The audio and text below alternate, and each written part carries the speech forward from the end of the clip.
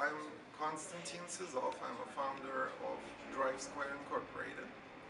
Um, DriveSquare makes driving simulators for different kinds of clients, for police, fire, ambulance, military, fleet drivers, and most notably we make driving simulators for texting and driving and drinking and driving prevention. This is the simulator you're getting today, and I would like to introduce you to how to set it up. To go up on the turntable smoothly, we will need a small wood block here. So I want to put it at the center as much as possible. You're good. Yes. Sorry about all that.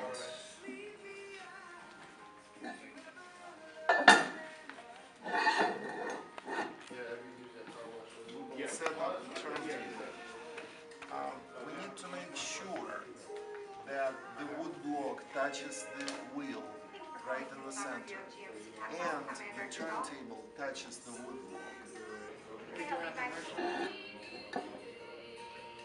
Okay.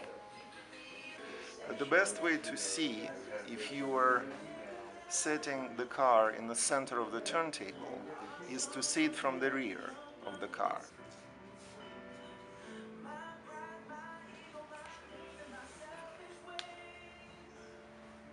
Before we start driving up on the turntables, we need to straighten the steering wheel. Okay, always keep the steering wheel straight while driving up on the turntable. Let's make sure that we put a dummy turntable on the driver's side. So that's a turntable which does not have a sensor. You can see a hole in it. This turntable does have a sensor, and it does have an XLR connector which we will be connecting to. We want this connector to be facing outside of the car so it's easy to connect.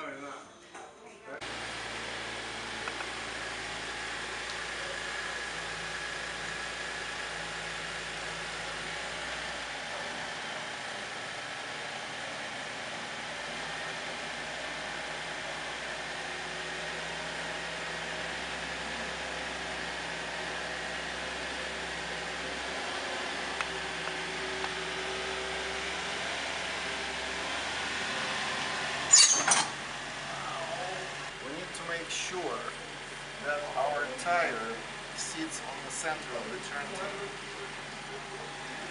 So we'll look here. The turntable not only turns, it also slides a little. We need to make sure that it's all around even, more or less. We may need a key in the ignition of the car because this car is blocking the steering wheel. So we will insert the key and turn it into instrumental position so our steering wheel is unblocked. Before you start setting up the rest of the simulation is to, after you roll on the turntables, turn the steering wheel all the way to the right and let it go, and turn it all the way to the left and let it go. When I'm turning it all the way to the right and I'm letting it go, it has about quarter turn under turn before the middle position. If I go the other way and I let it go, it also has about quarter turn under turn, which is good. That means we are on center. We're perfectly on center of the turntables. Let's see how we set up the sensors for the pedals on the car. This set, sometimes we call it a spider. This is a set of sensors for the car. This little sensor box will be sitting in the footwell of the passenger seat. These are two sensors for gas and the brake. Obviously, one of them is shorter than the other. So here, as you can guess, this would be the gas, that would be the brake sensor. Also, the gas sensor is marked with a red stripe. The best way to attach the sensor to the pedal is by using this clip. You would clip it on the pedal lever that typically goes up if you have a thin metal lever. So you adjust the opening and then you clip it on the lever. That's very easy to position and remove. However, in many cases on modern cars, what you will have a plastic pedal, which is very wide and it's impossible to fit into this clip. For that case, we will use a Velcro. So we will push this little rubber cushion against the side of the pedal and wrap the Velcro around it.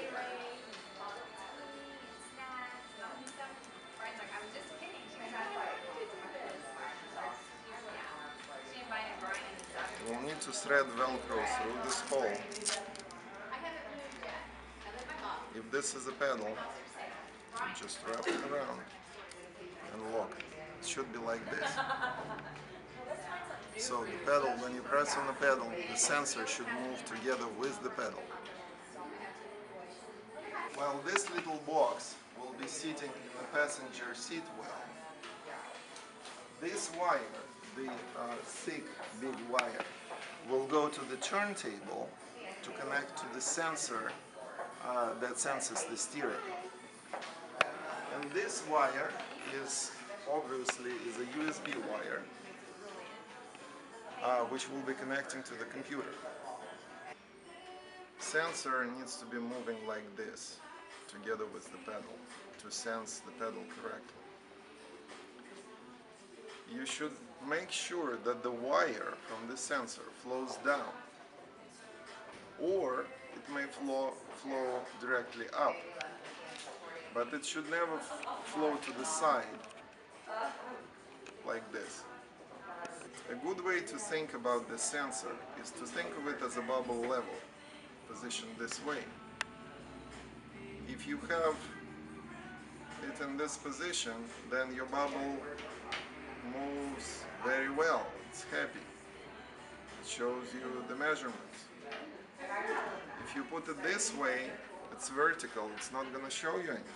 Also, pay attention that you see the side of the rubber pad, not the front of it like this or the back.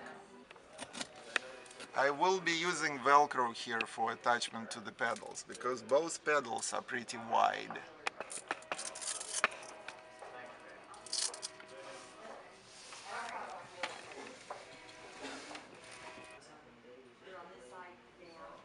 First, you want to make sure that the sensors are attached snugly to the pedal.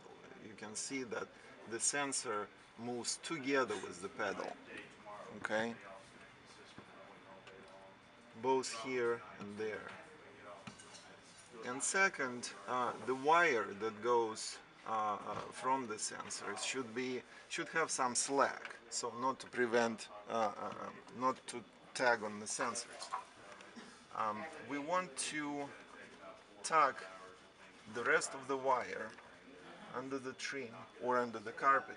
A little box here goes into the passenger side footwell. This, the USB wire we will be connecting later to the computer. Okay, so we are going to connect the sensor here. It locks in snugly into the sensor connector. When we will be disconnecting it later, you'll need to press this button and then it disconnects. Always cover all your wires so people won't trip. This is a Lenovo convertible computer, which not only acts as a laptop, it also can flip backward and convert into a tablet. This is important for two reasons. One is you can use this computer as a monitor if you want to. You can put it on the roof of the car, something like this.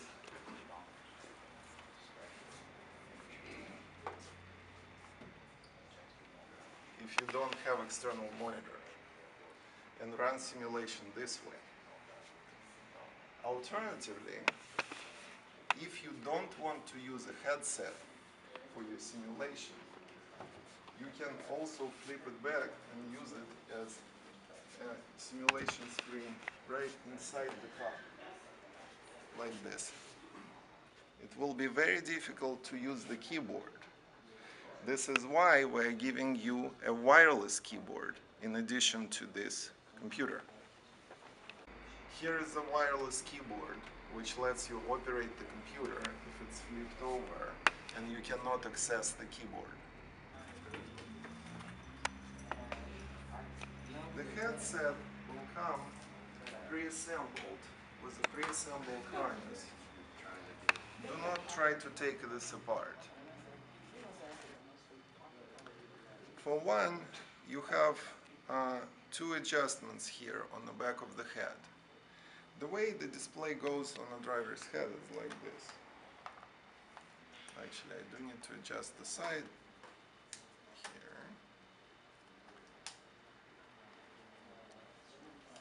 Can you see how this is adjusted?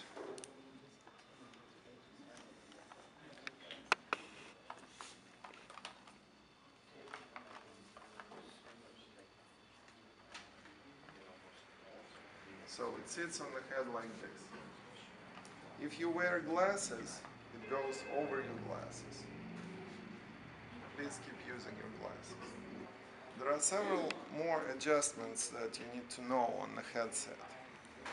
First is the interpupillar distance, or distance between your eyes. That's adjusted by these two sliders. It's very similar to binoculars. Try to keep them in the middle position so it will fit most of the people. There are two other buttons which you need to know about. One is a power button. You need to press it and hold it for 1 second in order to start the screen. Another button is a menu button. You would not normally need it except for the startup when you're setting up system in the morning. Basically, once you power the unit on, it will give you a series of menus which you need to click through 4 times. So basically you push the menu button 4 times after that. So when the driver finishes driving, they come out of the car and they throw display on the seat, which is very common. The next driver will step into the car and sit on the display. So try to avoid this. This is a very frequent and common cause of damage for the display. Best to keep the display either on the dashboard or in the middle aisle here of the car. Always start with connecting a power to the computer. Computer must always be run with power connection. Don't try to run it on a battery for any prolonged period of time. The simulation, driving simulation, is very computer-intense operation, very power-hungry. So your battery is not going to last for much more than half an hour. We also want to start the computer without anything connected first. Take this one.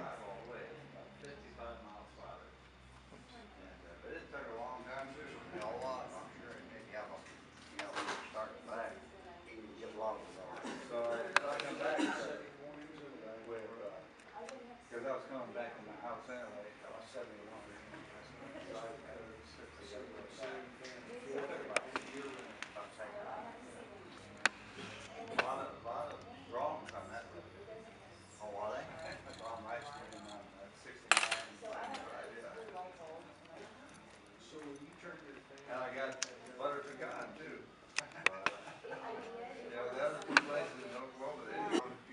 this is not a flash drive.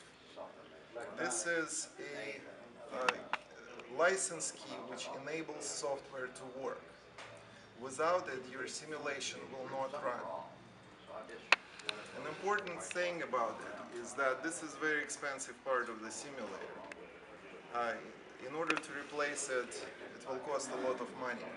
So always keep it on your neck, always, when it's not plugged into the computer.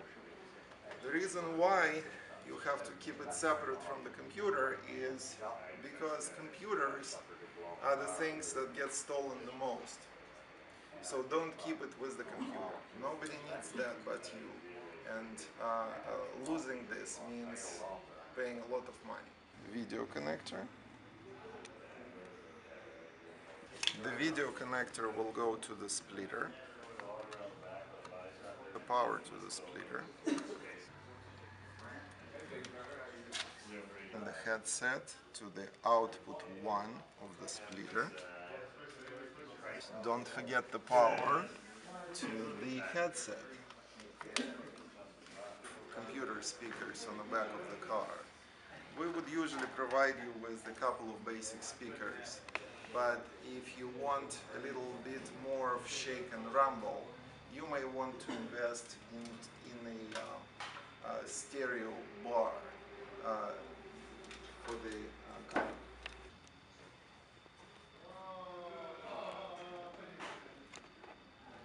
Connecting the speaker power, and the speakers to the computer.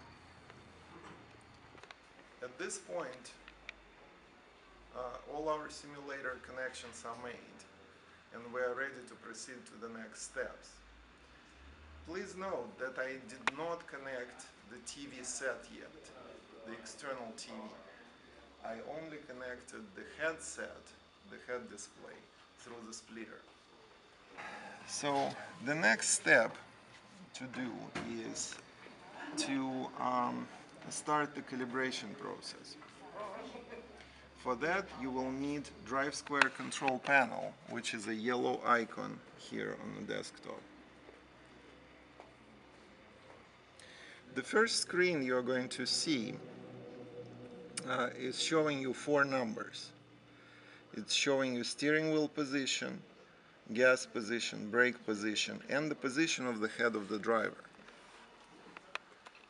From this little screen, what you need to do, you need to press Control D. D like for Drive Square or driving.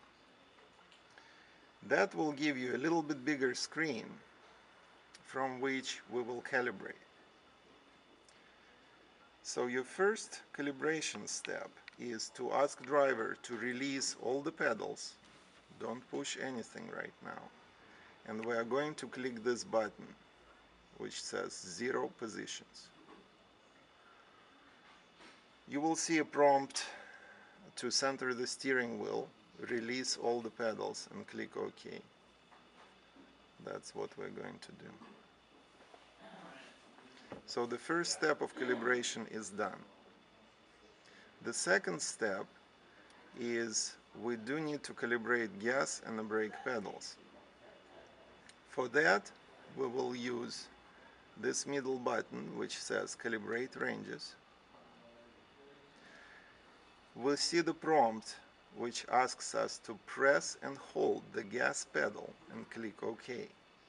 Sir, could you please press the gas pedal and click, and we will click OK here. Now, the way you press the pedal, the best calibration results would be achieved if you don't press the pedal to the metal, but rather do something like a 3/4. So we click OK. Now the same needs to be done with the brake pedal now. Could you please release that pedal and do the brake? Now with the brake, before we even calibrate the brake, please pump it maybe about 5 times to relieve the hydraulic pressure in the braking system.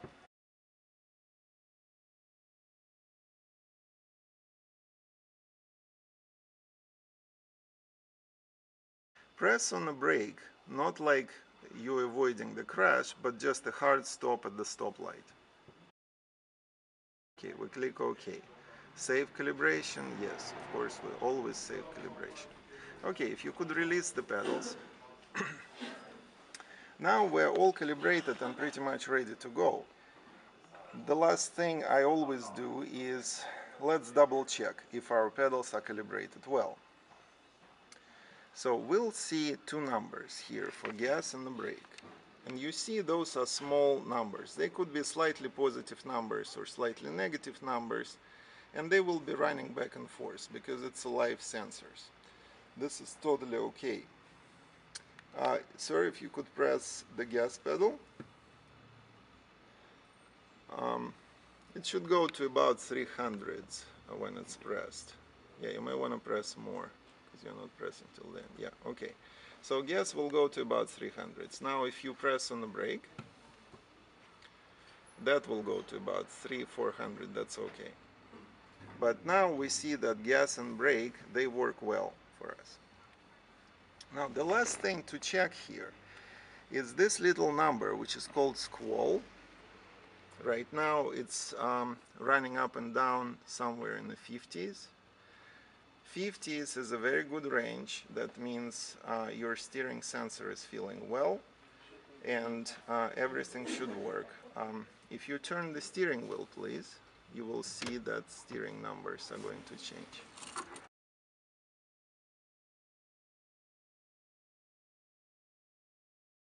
That concludes the calibration process, and we need to exit all these control screens. Please put the key in and put it in instrument position. They're not in there?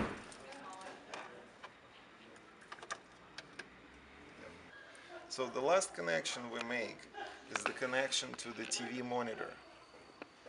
I will connect it to the port number 2 of the splitter. The next step is just to run simulation. We do it by starting StySim drive here. That's a green icon.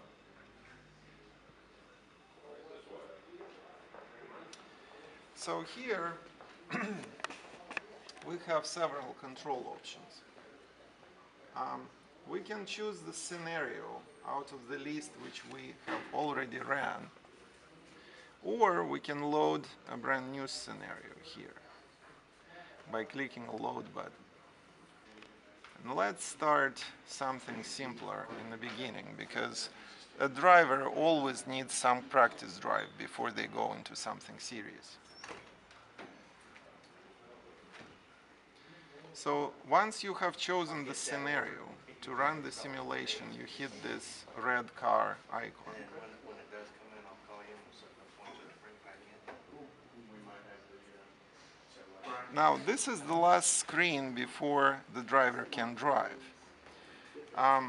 The thing to note here is to remember the keystrokes. You can see Alt F2 keystroke starts your driving simulation, and Alt F1 stops it. Okay, so now we're on the road, and sir, yes, you give it some gas, you take your lane, and you start driving. Okay, this is the last screen before we start simulation.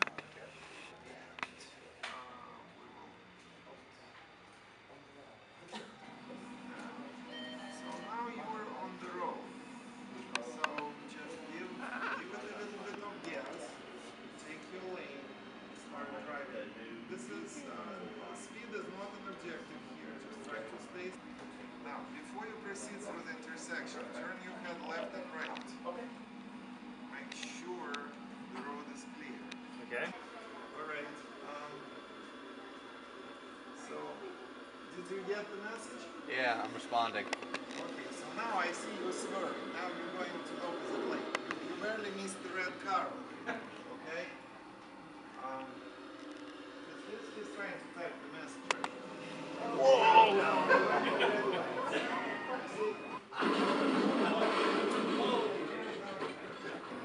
So here you see the tunnel vision starting to see on the sides. And what's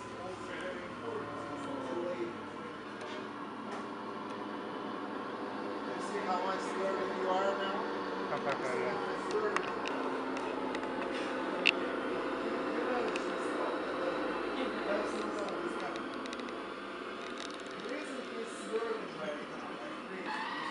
Alright, come on, man. So now, on the dismounting of the simulator, first thing we do is always exit all of the programs you run here and shut down the computer. Try to coil all the wires. Try not to jam them like they sometimes do at the electronics stores. So you coil them nicely, all of them in one coil.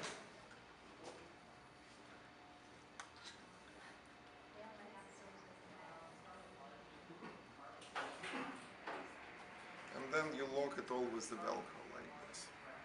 So that is the way they have to be stored. Please store the headset separately from everything else. This is the most fragile component. So I would put it separately in the bag. And please remember, the license key, once you take it away, you put it on your neck. So now you have seen how to set up the driving simulator for your texting and driving or drinking and driving events. I hope that this video helps, and if you have any questions, our technical support is always available at toll-free 877-224-7708 and choose the technical support option.